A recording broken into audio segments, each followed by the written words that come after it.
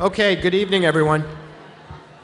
You know, as Kathy mentioned earlier, Deloitte has been associated as a co-presenter of the Rosoff Awards for the last 4 years, and as a winner in each of the 3 years before that. So we have a very proud legacy with this event, and my colleagues and I really look forward to it every year. Once again, I know by evening's end that you will all be inspired to hear about the work our finalists are doing in our communities. At Deloitte, we are also very committed to strengthening ourselves through diversity. So I value the opportunity to hear what others are doing and bring those ideas back to the conversations at Deloitte. It is very special, I might add, to have the mayor with us tonight.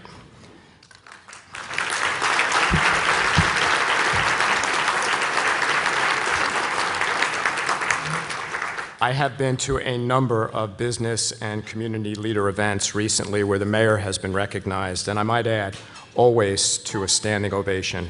And I am sure that that will be no different tonight, especially now that I just said that. So we'll give you the proper greeting, Mayor, that you deserve. While reading over the descriptions of the programs submitted by tonight's finalists, I was struck by how much they have in common with tonight's keynote speaker, who I have the privilege of introducing now. Tonight, we are honoring companies and individuals who are building bridges between groups of people, not only because it is the right thing to do, but because they recognize the value that a diverse point of view brings to their organizations. Just like tonight's finalists, Ayanna Pressley knows all about bridging divides. She is the first woman of color ever elected to the Boston City Council in its 100-plus year history. During her re-election campaign of 2011, she broke down some more walls. Not only did she dominate in the voting within Boston's communities of color and progressive neighborhoods, she competed and won in every neighborhood in the city, regardless of the neighborhood's racial makeup. In fact, the Boston Globe proclaimed her victory as an extraordinary feat. Clearly, Councilor Pressley knows how to connect with voters of all backgrounds.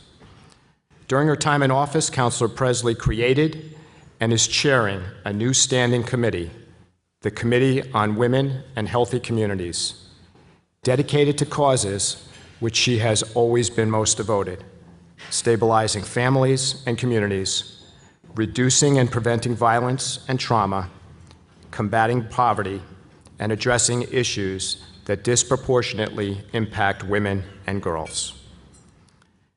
As you might expect from such an accomplished politician, Councilor Pressley has achieved quite a bit of recognition. The Boston Globe magazine named her one of its 2011 Bostonians of the Year. Cable network BET recognized her with its 2011 Leading Woman Award. And the Urban League honored her as a woman of power at its 2011 National Convention. Councilor Pressley's political career spans more than 18 years. She previously worked as a senior aide for Congressman Joseph P. Kennedy II and Senator John Kerry. Please join me in welcoming City Councilor at Large, Ayanna Pressley.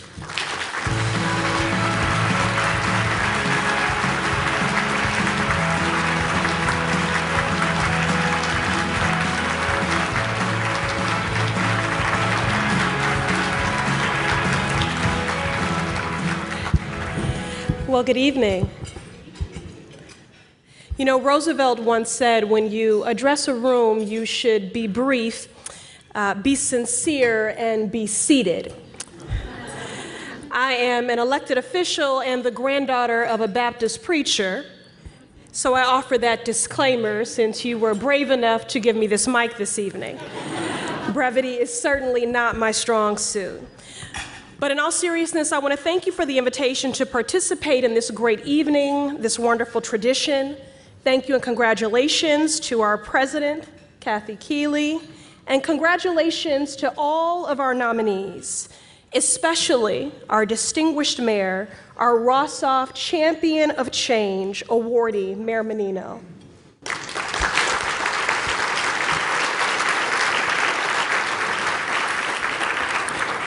If we are what we eat, then community is certainly what we make it. I want to thank you for making our community better. And thank you, Ad Club, for having the vision and sense enough to recognize the value of celebrating these companies for their diversity efforts. Again, my name is Ayanna Pressley. For those of you whom reside and vote in the city of Boston, I have the humbling honor of serving as one of your 4 at-large Boston city councilors, representing all 22 distinct neighborhoods, 600,000 plus people. It is an honor to do this work. I get to actualize my values every day. Very few people can say that. Now, you heard some things in my bio, but I want to punctuate a couple of them because I think they are timely considering this evening's event. When I joined the council in 2009, I became the first woman of color elected to that body in its 100-year history. In 2011, I became the first person of color to top the ticket. And I also became the first woman in 30 years to top the ticket. The last woman to do that was Louise Day Hicks. Quite the contrast. And currently, I am the only woman serving on this 13-member body. Now, I thank you for your indulgence as I rattled off that which I did, and I did that not to brag, but to highlight and to celebrate and to encourage you to take pride and stakehold in that. My victory was not a personal achievement. It is a collective and shared victory. I know something about the Boston brand of diversity. The Boston brand is what attracted me, a Chicago native, to relocate to Boston to attend Boston University. It was diversity which attracted me to Boston University. Well, that, and if I'm being honest, I wasn't accepted into Harvard. And believe me, every time they call to invite me to guest lecture, I say, well, isn't this a full circle moment? Oh yeah, they send me crims and everything now, too late. But seriously though, I felt an immediate affinity to Boston coming from Chicago. I love the distinct neighborhoods, the ethnic enclaves, the strong mayor form of government. I ultimately chose to study at Boston University, but I really chose the city first. It spoke to me. It moved me. Diversity is why I'm proudly DBC, Dorchester by choice. I made Dorchester my home because of its racial, ethnic, cultural, socioeconomic, and intergenerational diversity. Although it is the largest neighborhood in the city, it is a close-knit and engaged community. Dorchester was the perfect place for this Black woman who knows and loves God, who champions marriage equality, sex ed, and condoms in schools, to name a few. Diversity is why I ran for elected office, to ensure that the solutions we develop in city government are innovative and fully informed, not homogenized or monolithic. As I said earlier, my personal achievements are a collective and shared victory, because government is stronger and more effective when it reflects the citizenry that it serves. Diversity in our boardrooms and the halls of government is not just the politic thing to do. It is the principled thing to do. My re-election was more than an electoral victory. It was a values and policy mandate of my agenda and the power of diversity. My agenda to break cycles of poverty and violence, to advance women and girls, to break cycles of violence in our homes, in our schools, in our streets, to stabilize our families. Whether you're being reared by a single parent, as I was, whether you're being raised by a grandparent, whether you're 2 mommies or 2 daddies, to ensure that this city work for every family. That agenda was shaped certainly by my rarefied political tutelage and education, having worked for Congressman Joseph P. Kennedy II and United States Senator John Kerry. I think those experiences have better prepared me for what I do, but what qualifies me are my life experiences. Those life experiences, that diversity of experience that inform both trials and triumph in my life. My election and re-election demonstrate the power of diversity. Now, I don't think diversity is about some contrived moment of kumbaya. I don't think it's so that we can pat ourselves on the back about how progressive we are. The true power, value, and strength of diversity is a diversity of perspective and opinion and thought. A perspective shaped by my life experiences as a Black woman, as the only child being reared by a single parent, as the child of a father who struggled with drugs, who was in and out of jail, and my life. I would like to believe that I am emblematic of the benefits of diversity, proof personified that change has come to Boston. A change that has only been made possible not only because some of you in this room humbled me by casting a ballot, but more importantly, because of your daily efforts and commitment to the principle, to the value of diversity as something more than a line in a company mission statement, something that isn't static, but is dynamic and ever evolving. Your commitment to diversity in the workplace is challenging all of us to be more intentional about breaking down barriers, to be inclusive, open, and understanding. You know, often there are words that are sort of politically on trend, you know, words like transparency, accountability, and even diversity. And right along with that, often you'll hear the word tolerance. I must concede it is a personal pet peeve of mine. I personally have zero tolerance for the word or the inference of tolerance. Who wants to be tolerated? I sure don't. I want to be understood. Understanding, empathy is powerful and wildly underrated. There's so much talk about the fiscal deficit, as well there should be, but what of the empathy deficit? By my cost-benefit analysis, one's ability to put themselves in another person's shoes, to be compassionate and empathetic, to possess and wield an emotional intelligence is certainly beneficial. Diversity fosters that emotional intelligence.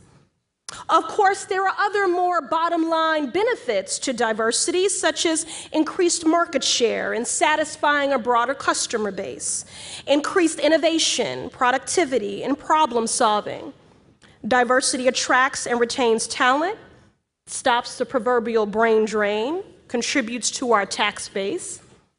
Yes, indeed, you do all of that, and I'm grateful. But I am most indebted to you for your contributions to the community of Boston, to our culture, and the soul of this great city. In fact, you've done such a good job championing diversity, we've seen a population surge which has reversed the suburban migration that began in the 1950s. In 2010, Boston's population grew by 7,500 people and is now at about 625,000. Its highest since the 1970s. I know we can credit our increased diversity and inclusion for these population gains. Yes, quality schools, well-paying jobs, career opportunities. Yes, affordable housing, safe and clean streets, a world-class public transit system, bike infrastructure. Yes, great restaurants, reliable industries, and a dedicated and visionary mayor are compelling reasons to make Boston one's home. But it is also, and formidably so, might I add, our Boston brand, our diversity, our inclusiveness. That Boston is 53% people of color, that we have a state that said yes to marriage equality, and a mayor that said no to Chick-fil-A.